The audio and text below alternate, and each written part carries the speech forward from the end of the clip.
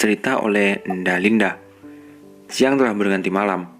Bulan dan bintang berganti sinar menerangi malam yang indah ini. Gadis cantik ini sedang duduk di meja makan rias. Sedangkan Evan, ia duduk di sofa sembari memainkan ponselnya.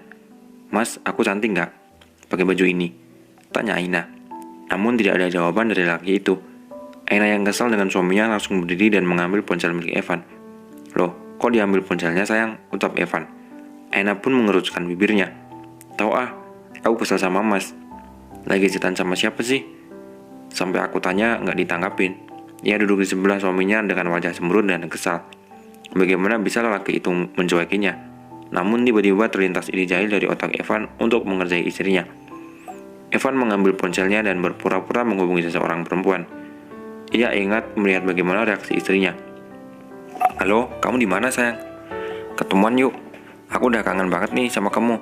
Pengen ketemu terus," katanya. "Ya udah, besok pagi aku jemput kamu." Lanjutnya lagi. Mendengar ucapan suaminya yang sedang menelpon perempuan dengan panggilan sayang membuat Aina berdiri dan mengambil bantal. Lalu dilemparkannya dari depan Evan. "Malam ini nggak usah tidur di kamar. Tidur di luar aja. Dasar ngeselin," letus Aina. Gadis itu benar-benar kesal. Nggak ada jatah-jatahan lagi. "Keluar sekarang." Setelah marah pada suaminya, ia pun langsung membaringkan tubuh di ranjang dengan bawa rasa kesal di hatinya. Bagaimana bisa Evan berselingkuh darinya sedangkan menelpon perempuan lain di depannya? "Kamu tahu nggak?" tanya Evan yang masih duduk di sofa sembari tersenyum. Aina tidak menanggapi ucapan Evan dan langsung membelakangi suaminya. Ternyata gadis itu sedang menangis sembari memeluk guling. Jelas ia menangis. Siapa yang suka jika suaminya berselingkuh? Kalau marah sama suami, itu dosa besar loh.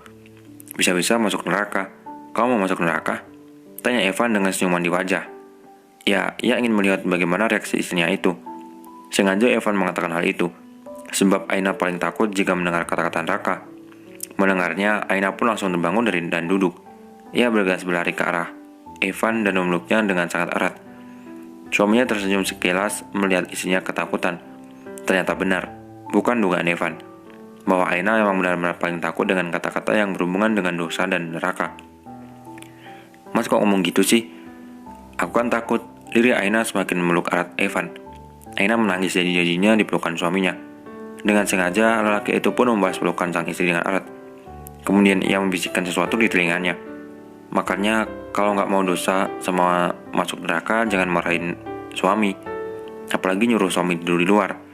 Aina mendongak sekilas. "Ya habisnya Mas ngeselin sih. Bisa-bisa Mas yang selingkuh.